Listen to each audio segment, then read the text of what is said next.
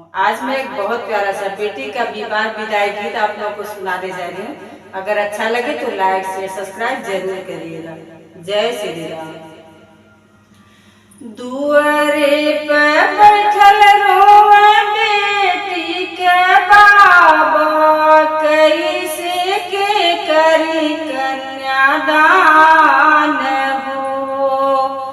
दुआरे पे बैठल रोवे बेटी के बाबा, कैसे बेटी करी कन्यादान हो। अरे कैसे बेटी के करी कन्यादान हो। मड़वे से बोलल बाबू हो दुल्हराम, आवा पापा कर कन्यादान हो। मड़वे से बोलल बाबू हो दुल्हराम, आवा पापा कर कन्यादान हो। का पाला पोथी और का पाला पत्र, का पाला पूरा परिवार हो।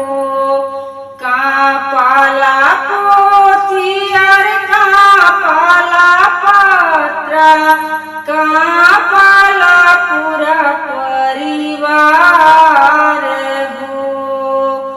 जांगी बैठाई कांप बेटी के बाबा, नैना से चुएला नीर हो। जांगी बैठाई कांप बेटी के बाबा, नैना से ढूरेला नीर हो। मड़वे में बैठल रोवे बेटी के मैया, कैसे के करी कन्यादान हो। मड़वे में बैठल रोवे बेटी के मैया, कैसे के करी कन्यादान हो। का पाला पोथी और का पाला पत्र, का पाला पूरा परिवार हो। का पाला पूरा परिवार हो। जांगी बैठाई कांप बेटी के चाचा, नयना से ढूरेला नीर हो। जांगी बैठाई कांप बेटी के चाचा, नयना से ढूरेला नीर हो।